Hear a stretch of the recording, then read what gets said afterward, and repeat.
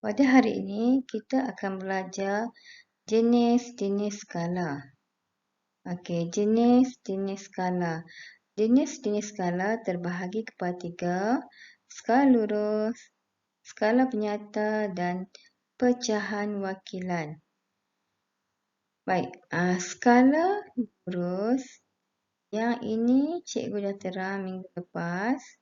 Okey, jadi pada hari ini kita akan sentuh jenis skala penyata dan pecahan wakilan. Skala penyata. Skala yang dinyatakan dalam bentuk ayat ataupun pernyataan. Contoh, 1 sentimeter mewakili 1 kilometer. Ini kita panggil bentuk ayat ataupun bentuk pernyataan.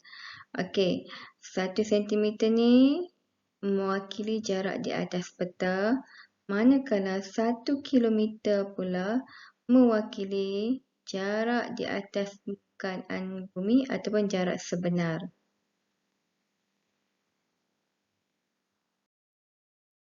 Pecahan wakilan. Okey, pecahan wakilan ialah skala yang dinyatakan dalam bentuk nisbah ataupun pecahan. Contoh, 1 nisbah 100,000. Okey, 1 nisbah 100,000. Okey, disebut 1 nisbah 100,000. Okey, simbol nisbah ni titik dua bertindih. Okey. Sama juga satu ni bermaksud sentimeter, manakala 100,000 ni sebenarnya dinyatakan dalam bentuk sentimeter juga ataupun dalam unit kilometer. Okey, jadi 100,000 sebenarnya mewakili 1 kilometer. Okey, contohnya di sini. Okey, awak boleh lihat contoh di sini. 1 kilometer mewakili 100,000 sentimeter. Okey, kalau awak jumpa jenis sini, kita panggil skala jenis pecahan wakilan. Okey, jadi yang di hadapan ni ialah mewakili jarak di atas peta, manakala yang 100,000 ni ataupun 1 kilometer mewakili jarak di atas permukaan bumi ataupun jarak sebenar. Okey, seterusnya cikgu akan ajar cara hendak menukarkan sentimeter ke kilometer.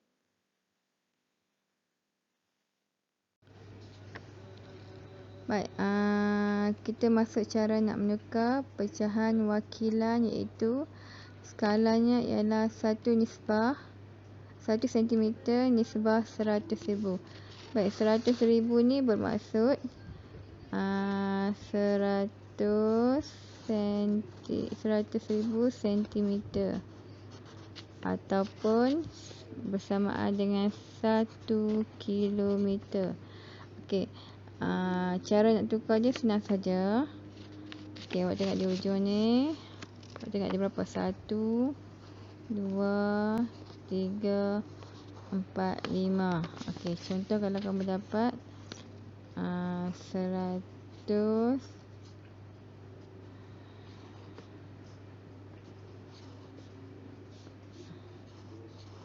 Okey, ini pecahan wakilan. Kita letak sini 1 sentimeter. 1 sentimeter bersamaan dengan 10,000. Okey, 10,000 ni bermaksud 10,000 sentimeter. Jadi untuk tukar ni kamu kena buat 10,000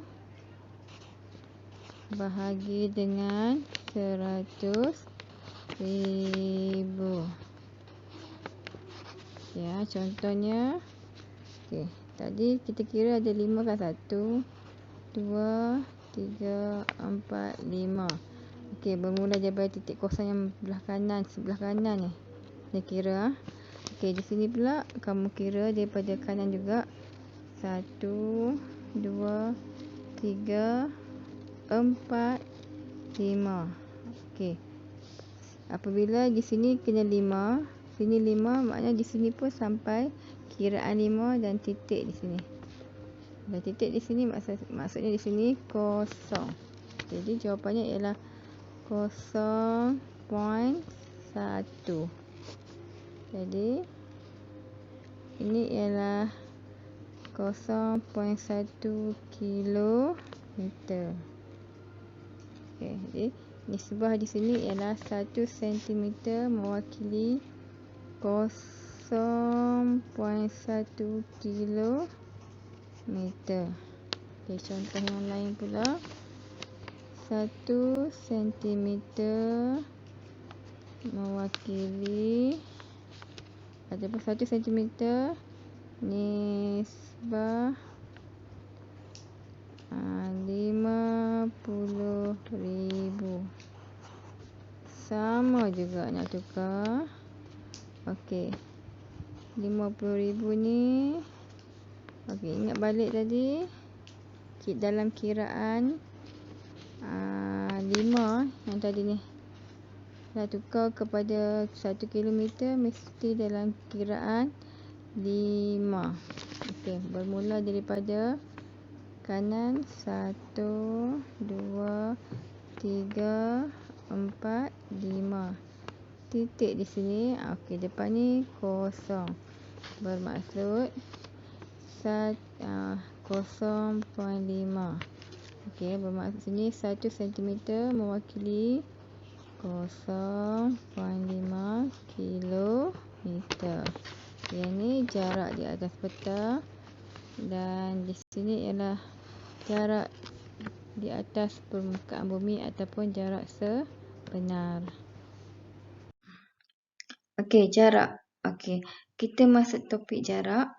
Jarak bermaksud ukuran jauh di antara satu tempat dengan tempat yang lain. Okey, contoh di sini awak tengok. Rumah berwarna merah ni ke rumah berwarna putih. Ini dua tempat yang berbeza. Jadi kita panggil ini ialah jarak. Ukuran jauh antara satu tempat ke tempat yang lain. Okey, jarak terbahagi kepada dua. Jarak mutlak dan jarak relatif. Apabila sebut jarak mutlak, sebenarnya kita baca dalam unit meter ataupun kilometer. Okey, untuk jarak mutlak ni tetap dan tidak berubah-ubah. Contoh, jarak daripada Simpang ke Taiping 7 kilometer. Jadi tak boleh berubah lah. Hari 7 kilometer. Esok 6 km. Memang tak boleh berubah. Kalau hari ni 7 km, esok pun 7 km. Contohnya jarak dari Ipoh ke Bidor. Okay, 66 km. Maksudnya hari ni pun 6 km, esok pun 66 km, minggu depan pun 66 km. Maksudnya jarak ni tetap. Jarak mutlak ni tetap. Tak boleh berubah-ubah. Okay, seterusnya jenis yang kedua ialah jarak relatif. Okey. Relatif melibatkan kos dan masa dan tidak tetap dan berubah-ubah mengikut jenis pengangkutan. Okey. Contoh tambang bas dari Ipoh ke Bidor. Okey, RM6.60. Mungkin kalau naik teksi, tambangnya lebih mahal dalam RM10. Okey. Masa perjalanan pula dari Ipoh ke Bidor, masa pula. Okey, apabila sebut masa, okey Okey, contohnya kalau kita naik kereta dari Ipoh ke Bidor ambil 1 jam 10 minit. Tetapi kalau naik basikal mungkin masanya 3 jam. Itu contohlah. Okey ya. Jadi awak kena ingat bila sebut jarak relatif, dia melibatkan kos. Kos ni tambang. Manakala yang kedua ialah masa. Okey. Jadi jarak relatif ni bergantung kepada jenis kenderaan, teksi, motosikal, kereta, basikal, bas dan sebagainya lah. Okay, contoh yang lain. Dari sekolah menengah simpang ke Taiping. Okay, sekiranya naik bas, tambangnya, kos tambangnya ialah RM1. Manakala naik teksi, kos tambangnya ialah RM3. Okey, RM3. Jadi kos tambang ni berbeza-beza mengikut jenis pengangkutan. Begitu juga dari segi masa pula. Sekiranya kalau naik bas, mungkin mengambil masa dalam 30 minit. Tapi sekiranya naik basikal ke Taiping, mengambil masa 1 jam. Itu ialah jarak relatif jenis masa. Jadi berbeza-beza juga masa. Bergantung kepada jenis kenderaan yang kita naiki. Baik, itu sahaja untuk hari ini. Sekian, terima kasih.